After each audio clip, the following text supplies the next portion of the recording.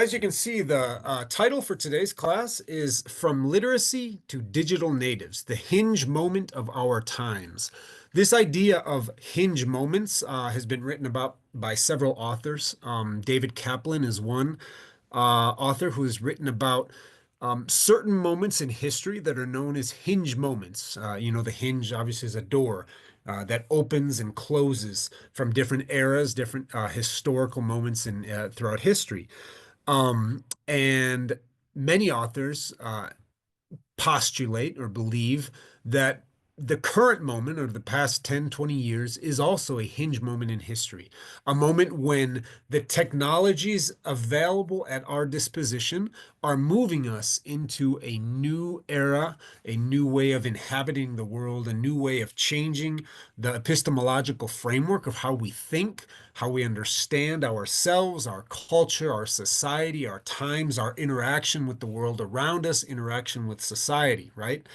So the class outline is I want to make the case that we are going through a hinge moment wherein we are moving from a literate culture, one that has been the predominant form of knowledge, the predominant form of understanding the world around us, has been formed by literacy, at least for the past somewhere 700, 900 years.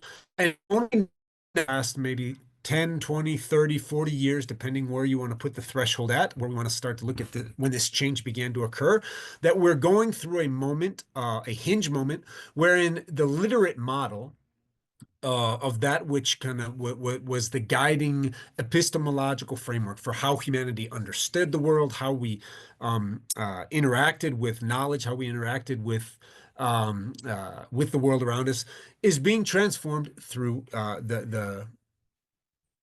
the use of tools such as computers, digitality, et cetera, et cetera. So I want to start by looking at the statistics. I don't want to dwell on this, but I think there's lots of relevant data showing that more and more people, especially the younger generations, are moving away from from literacy. Not in the sense that necessarily that we are not learning how to read and write, but that we are not using the tool of reading and writing to the same degree as we did in the past, right? That the idea of interacting with a book, with interacting with literacy through the medium of reading and writing is showing a clear tendency towards disappearing. And I want to look and see what is replacing that, right? Um, and one of the things about hinge moments is that the emergence of a new technological medium is generally what begins this shift or this transition, right? A new technology emerges and things drastically change, right? We can go back to, the early prehistoric times, right? The when we discovered the tool or the medium or the technology of fire. That was a hinge moment in the history of humanity because for the first time we had this enormous abundance of energy at our disposal. We could cook our foods, right? By cooking instead of consuming raw foods and raw meat, we could cook that. That released an enormous amount of nutrition that comes through cooking foods. The increase of nutrition to our bodies increased our mental capacities.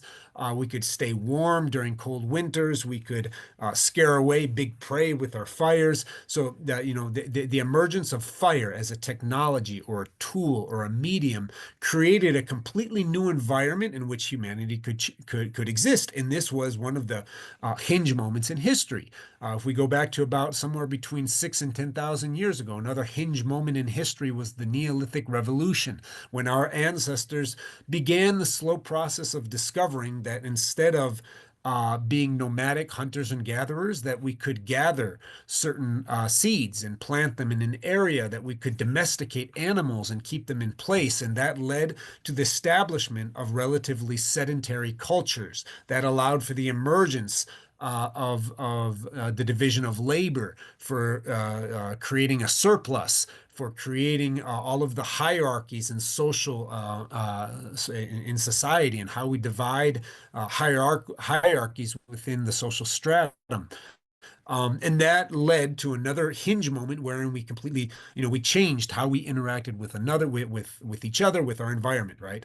Um, and one of the most recent hinge moments in history, recent in the sense of not being prehistory, was something that occurred, I'm going to argue, in the 12th century, which is when we moved from an oral culture into a literate culture. For many people, the idea of literacy as a technology might seem kind of strange. So I want to make the argument. Yeah, I want us to look broadly at what the word technology entails. What is a technology, right? And as we seek to understand technology as a definition, I think we can understand that literacy, the ability to read and write and to have our mind formed and formulated through the technology of reading really does situate literacy as a technology. And then, like I said, I want to look at the 12th century as this moment when we moved from orality, from an oral-based culture to a literate-based culture, as the last hinge moment, and really try and draw and extract some ideas about what was really going on historically, in the 12th century when we were undergoing this massive change from an oral-based culture to a literate-based culture.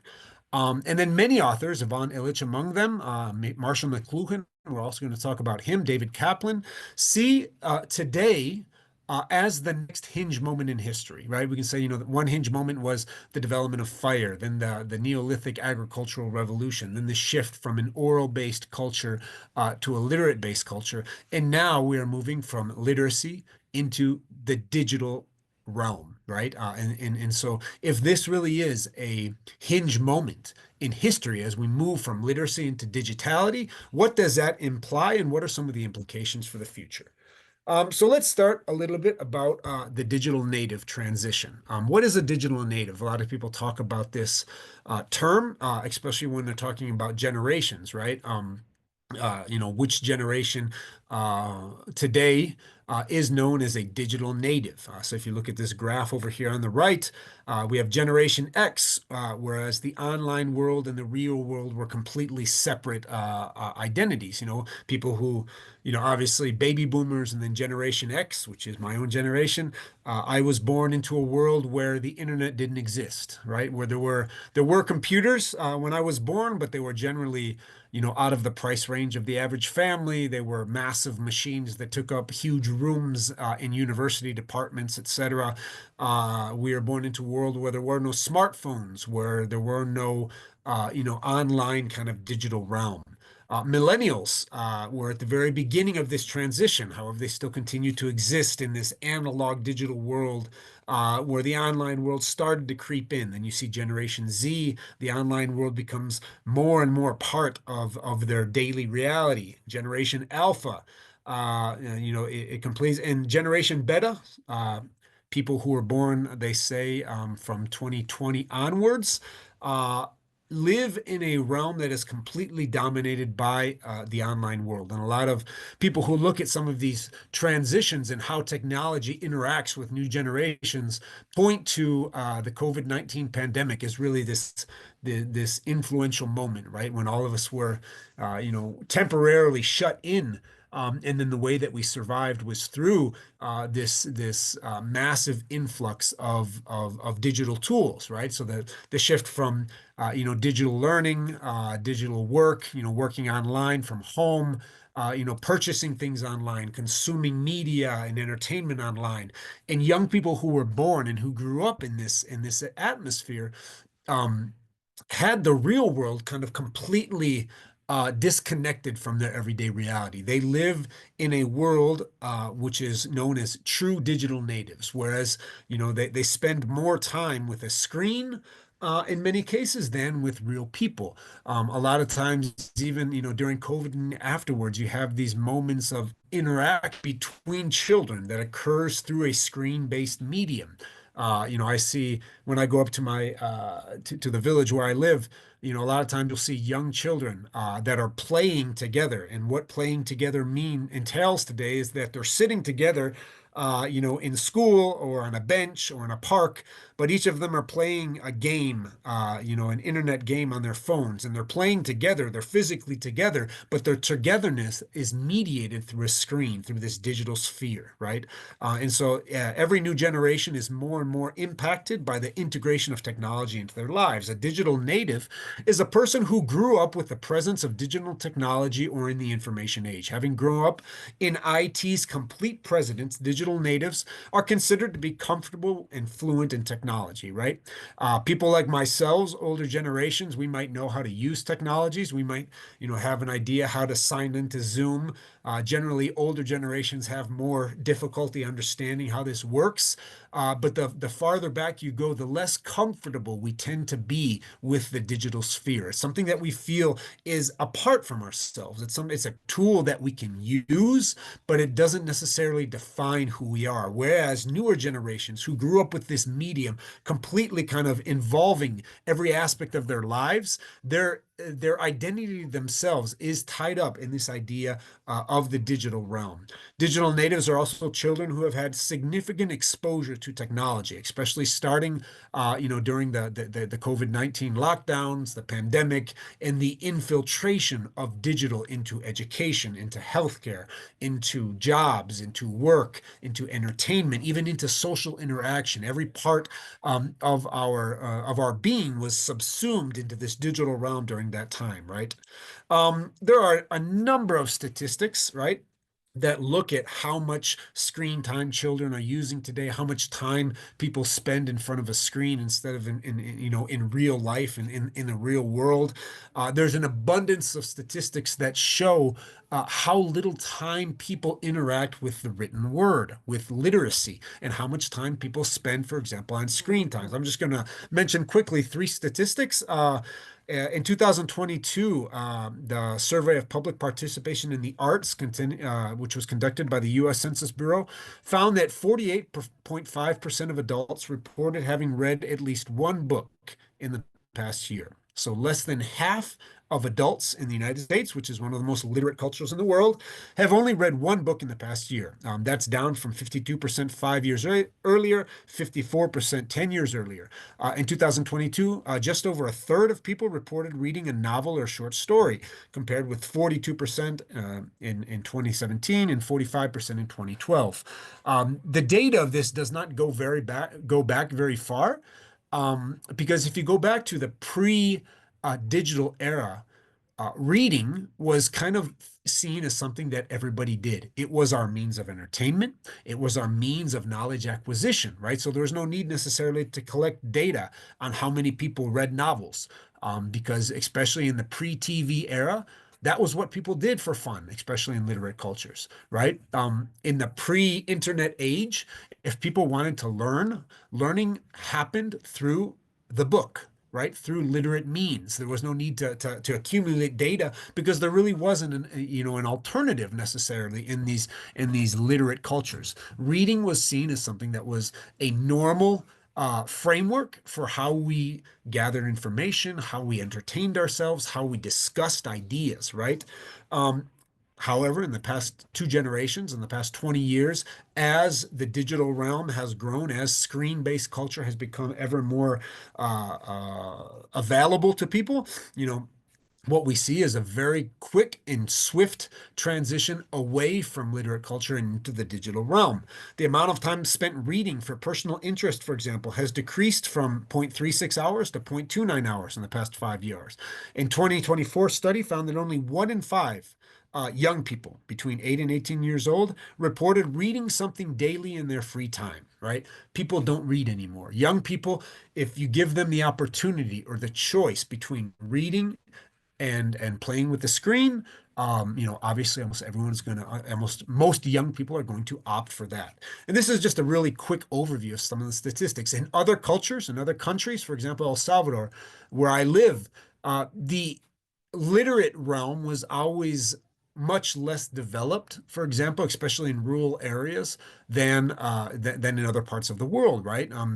Here in El Salvador, the amount of people who knew how to read and write really only began to take off in the past 30, 40 years, right? So there was never this really firm adherence to literacy.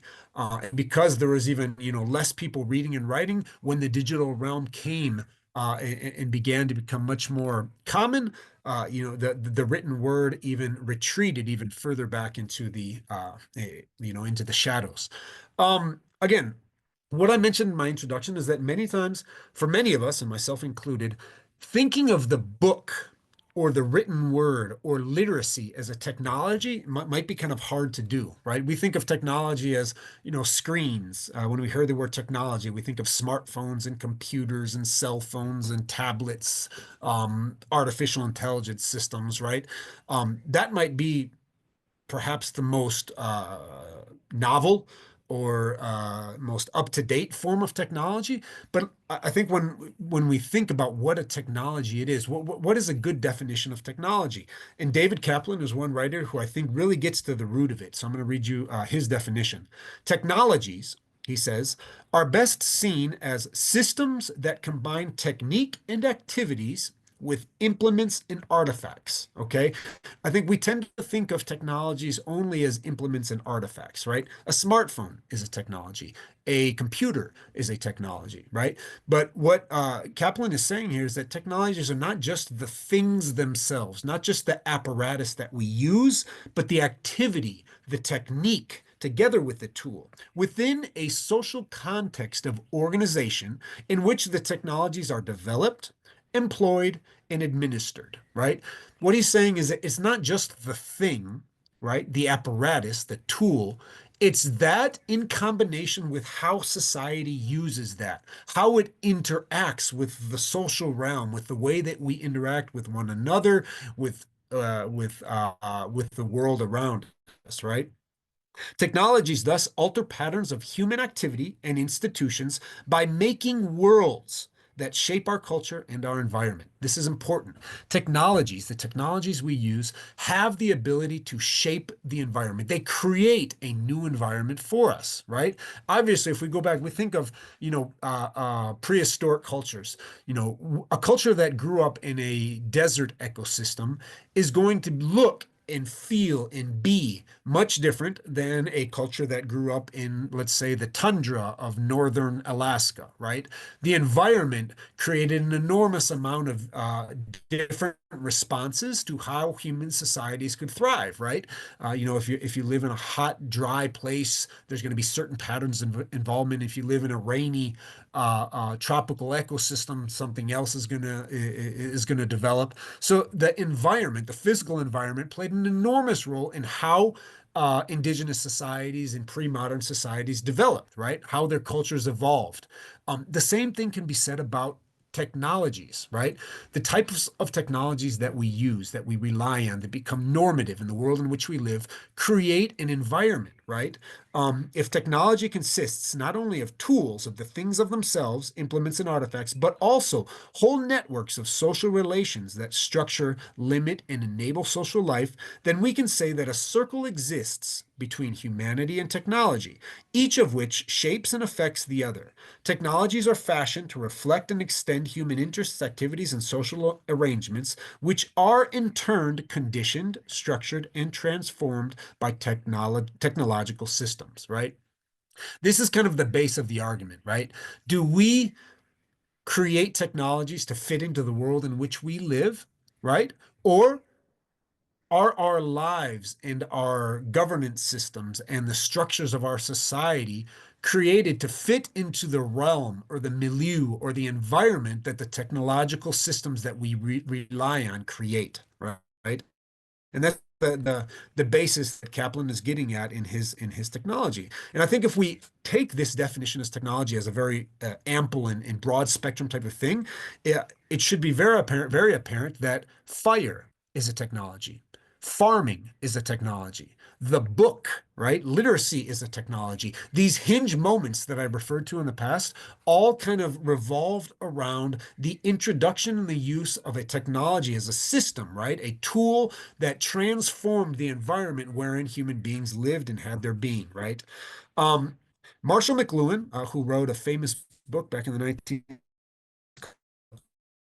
media extensions of men, says that any new technology right? Any extension or amplification of human faculties when given material embodiment tends to create a new environment, right? So think about, for example, a smartphone. A smartphone obviously is a tool. It's a thing in itself. It's something that we use that allows us to do all sorts of things. You know, in our pocket we have a dictionary, we have a translating machine, we have you know, an encyclopedia, we have an ability to speak with anybody around the world, we have an ability to write things. You know, it's this multifaceted tool, right? But the smartphone itself also creates a new environment wherein we inhabit, right? We inhabit this space of digital sphere where we can purchase things on the smartphone. We no longer have to go, you know, to a store. We can talk with people across the world. This creates a new environment wherein social relations occur, right? Marshall McLuhan's concept of media as an environment suggests that media technologies not only transmit information, but also shape our perceptions, our thought processes, and social structures. Instead of focusing solely on the content of media, he argued that the medium itself, the technology itself, with its particular structure and patterns, creates a new environment that influences how we experience and interact with the world, right? So the media or the technologies that we use will always change the scale, pace, and patterns of our lives, livelihoods, and societies. The technologies that we use create a new medium, create a new milieu, create a new environment, create a new space, both mental and physical, right, of how we inhabit the world. I think if we just look back to the COVID-19 pandemic, right, the world that a let's say an 8-year old young person inhabited, you know, starting from 2020 to today, is significantly different from the world between 2015 and 2020, right? You know, the new environment created by the prevalence of these technologies created a new way of living. It changed the scale, pace, and patterns of the lives in which we live, right? So if we think of literacy as a technology, right? If we understand uh, um, this kind of hinge moment in which we were living, right? I think it's important before we start to look at really what's changing, what are some of the changes that are occurring in this shift from a literate culture to a digital or a screen-based culture. I think it would be helpful for us to go back and think about the last hinge moment in history, this last big moment of change, of transition, wherein we went from an oral-based culture to a literate-based culture. And Ivan Illich wrote a book back in the 1990s, towards the end of his life, called In the Vineyard of the Text, a commentary to Hugh's Didascalicon. What does that mean?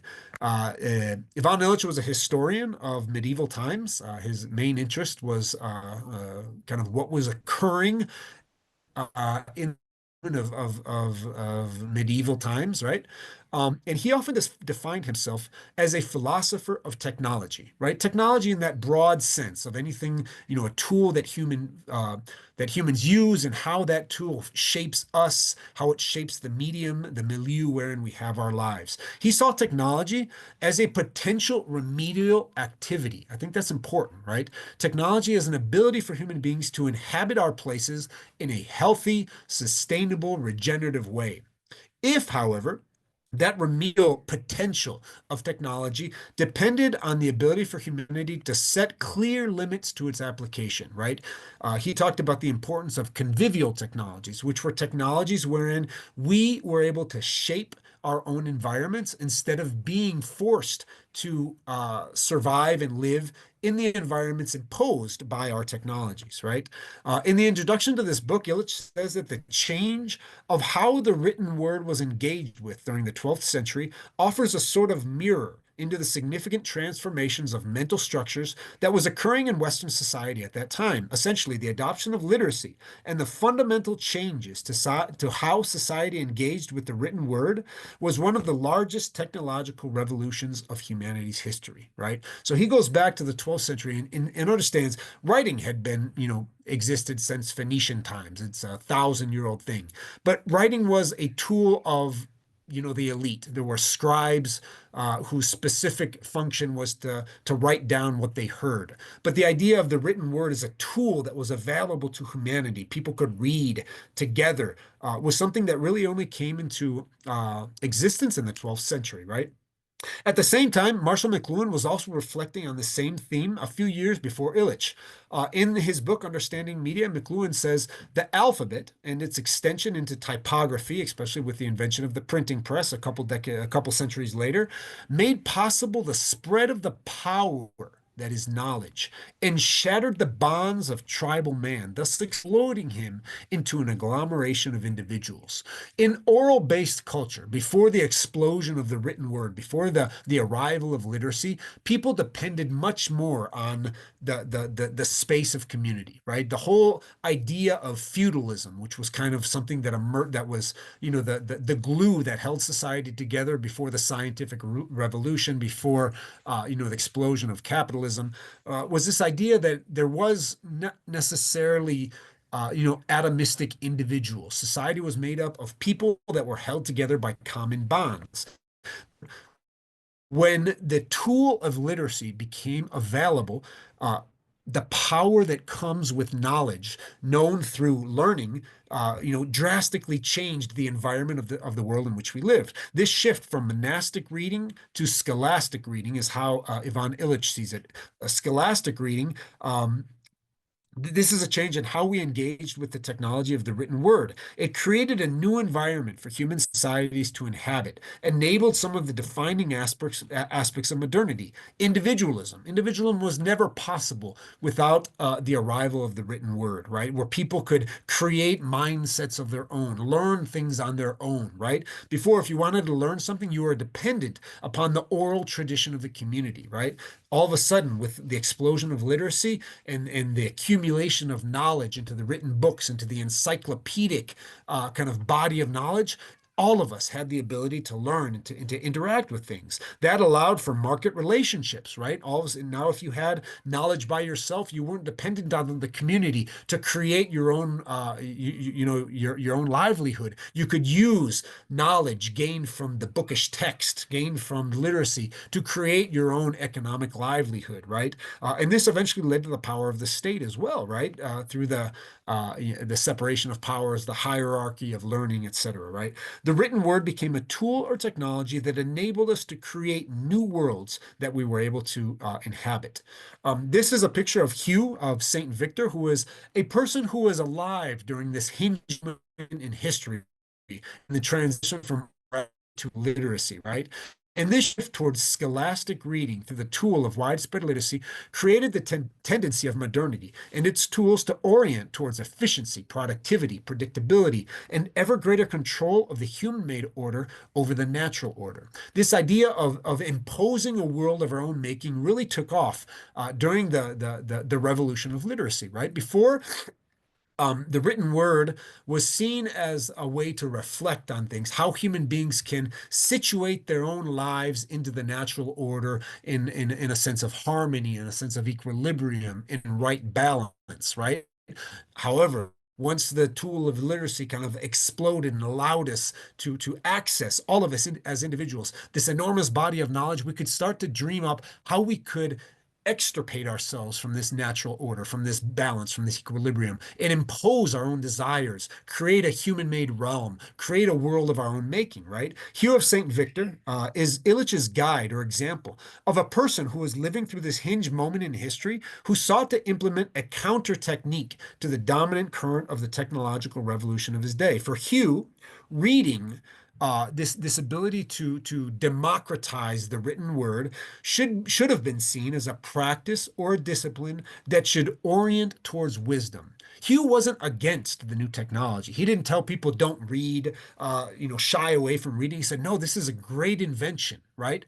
But instead of using the written word as a tool for domination, as a tool to try and subjugate the natural world and impose our own designs and accumulate knowledge to rise up the human above the natural world, to stratify the social sphere, he said, no, we need to use the written word as a means towards greater knowledge and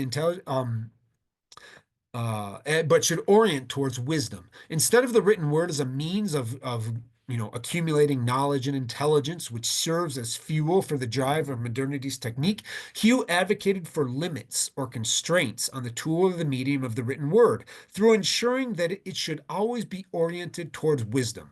The opening lines of his book said that of all the things to be sought, the first is wisdom, right?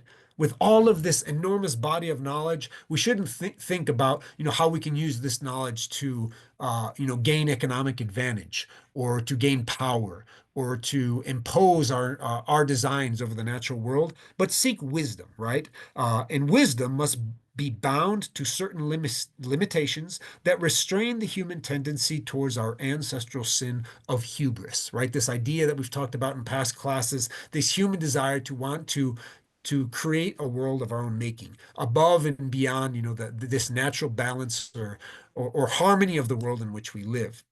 Okay, so if we situate the tool of the written word into this dichotomy between one, a necessary technological restraint that orients towards humility, and technology as a tool for imposing human-controlled worlds, it becomes pretty clear that, which of these won out, which of these won, in this hinge moment of history. Well, it became clear that the literate culture of the past 900 years has been firmly commandeered by the hubris of human as world creators narrative. We used the tool of knowledge through literacy to start the scientific revolution, for the emergence of global capitalism, for the emergence of this, all of the technologies that allowed us, from, everything from industrial revolution in discovering fossil fuels to splitting the atom and being able to create nuclear technologies, into now, all of what we see with the artificial intelligence kind of revolution.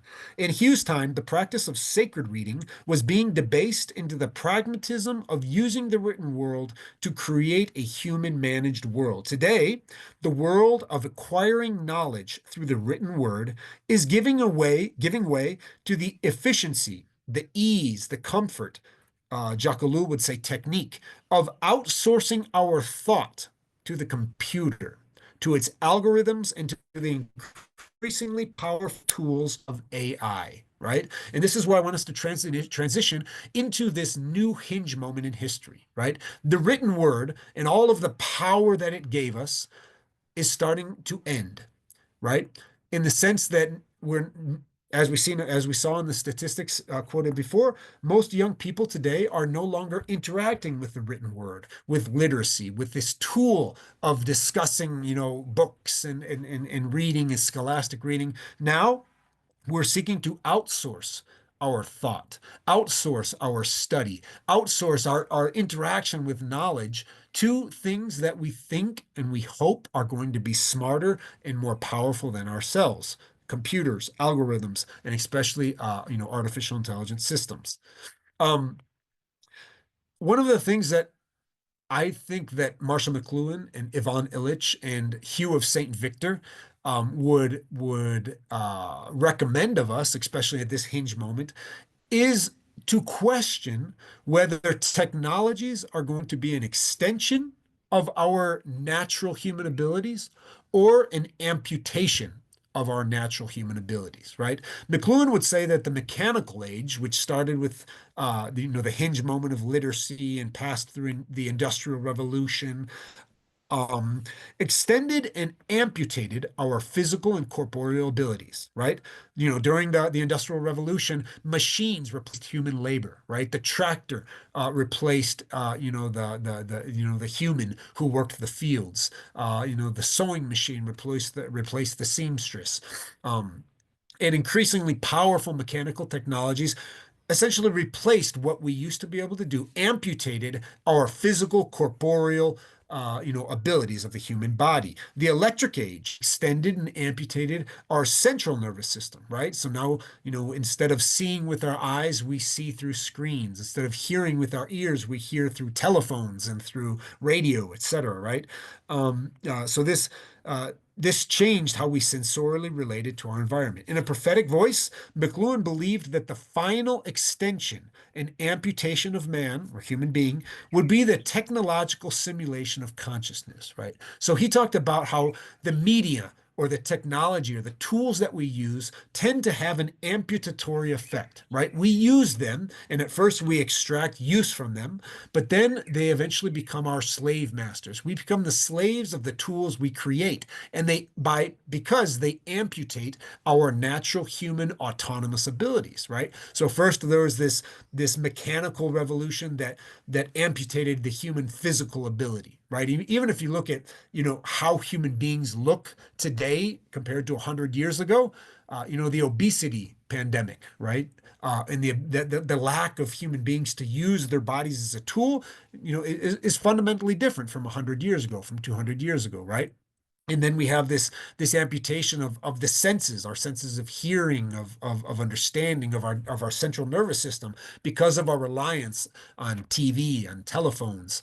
And now, even though Marshall McLuhan died well before the computer age really took off, he foresaw and understood that the next logical kind of amputation was the amputation of our brains, of our ability to think for ourselves, right? At the root lies the question: are our technologies to be extensions of our natural capabilities that we can autonomously control and direct, or will our technologies come to amputate and replace our natural abilities? So yeah, that is the hinge moment we are living through right now. Is this digital realm that's changing the milieu and where we live, does it have the ability to amputate our ability to think, our ability to create and manage autonomously the technologies that we use? Ivan Illich died, as well as Marshall McLuhan, well before the digital world really sunk its teeth into us. However, he also understood that we were on the cusp of another hinge moment in time. He says that in the vineyard of the text, once these tools, he was referring there to reference texts such as encyclopedias that turn the book into a storage room for knowledge. So once these tools, he was talking about, in the 12th century, all of the knowledge was being accumulated into these encyclopedias that people could use to grow their own knowledge base. So once these tools are invented, they remained fundamentally unchanged, right? The ability of people to access knowledge, to write them into the written word, for books to be published and individuals to be able to read them and garner knowledge, right? That remained fundamentally unchanged in terms of how human beings learned, how we gained knowledge, right? Until the text composer programs of the 1980s. A mutation of comparable depth begins only then, he says. Now, I personally have no idea what the text composer programs of the 1980s were comprised of, right? But obviously, 40 years ago, the power of computing and computing technologies and emergent digital technologies were relatively weak compared to, for example, large language models like ChatGPT, Grok, and all of these emerging technologies that we see today, right? They're relatively pathetic in their sophistication compared to artificial intelligence systems today that, on demand can compose poetry, can flood the internet with deep fake videos and images that pose as therapists, companions, friends, even romantic partners for millions of people in our utterly broken world. The ability of digital tools to replace the ability for human beings to interact with knowledge, to think for themselves, and then also all of the social services of psychology, of friendship, right? Of romantics, of romanticism. All of that is slowly what we see is this emergent kind of replacement, right? This amputation of human thought and of human ability to relate to one another and to the world by being replaced by these digital tools, right? We are fully immersed today in this hinge moment wherein the transition from a literate culture and a literate society to a digital culture or society is transforming language, literacy, knowledge acquisition, and the ensuing tsunamis in our personal behavior, the pseudo-cultural forms that come about in the organization of our socio-political economic systems. Beyond lamenting the loss of the book, beyond just feeling bad that young people no longer read, I think it's extremely important that we think deeply about the implications of this hinge moment for our future, right? If you look in my library, I'm surrounded by books. I grew up in a world of the book, in a literate culture, right? I learned to read at a very young age. I fell in love with writing at a young age. My pathway towards understanding the world and my place in understand, the human predicament was occurred through this moment, this historical moment of the book, right, of literacy, of engaging with the written word, and I would say trying to follow Hugh of Saint Victor's admonition that we seek knowledge and wisdom through the written word, right? And so part of me is this nostalgia when I see young people, when I see my nephews, for example, who spend 10 hours a day, on their phones, on their tablets, on their computers. And if nobody asks of them, would never open up a book. I lament that.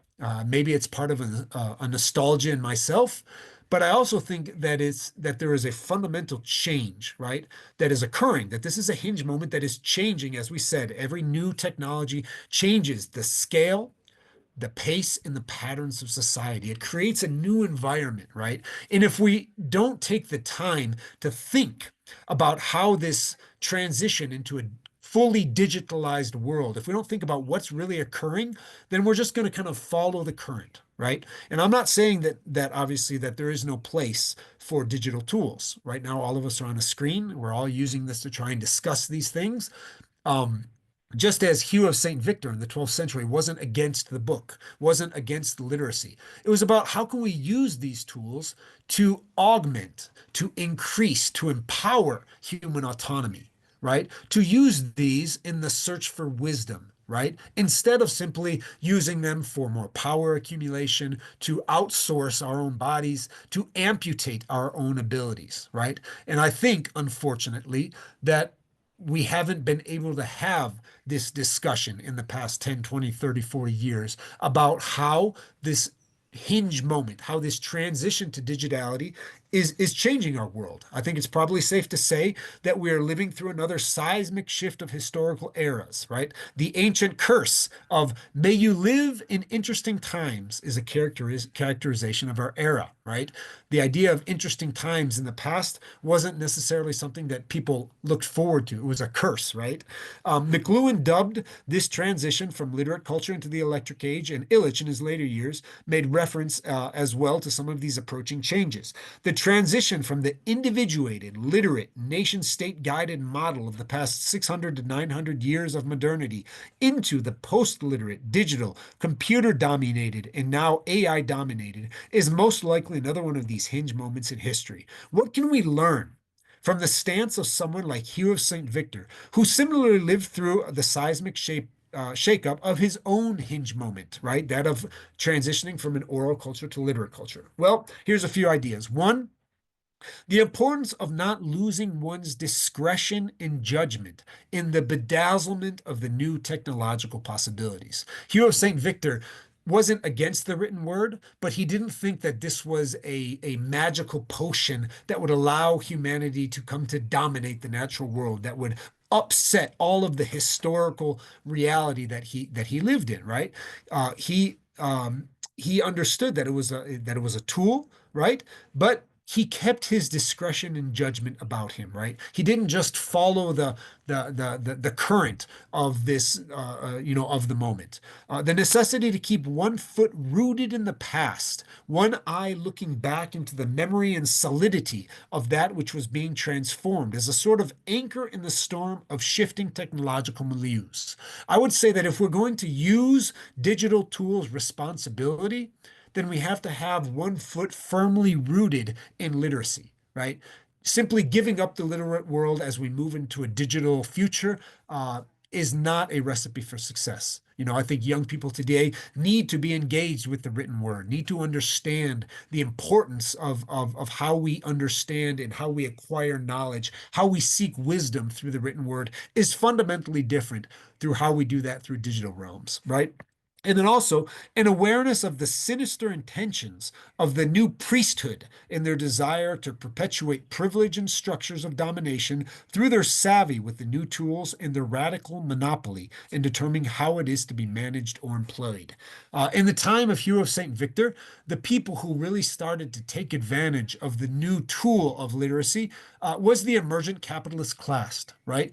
The new kind of scribal priesthood is how Ivan Illich describes it. There's people who understood that they could emerge from the dying world of feudalism, and through taking advantage of knowledge that was available in the written word, they themselves could become the new scribes, right? The new holders of power, the new holders of economic privilege, right? And so they used this to try and create, they created the system of universities, whereas, professors became the holders of this knowledge, right? And the whole kind of hierarchy of knowledge systems began to emerge during this time, right?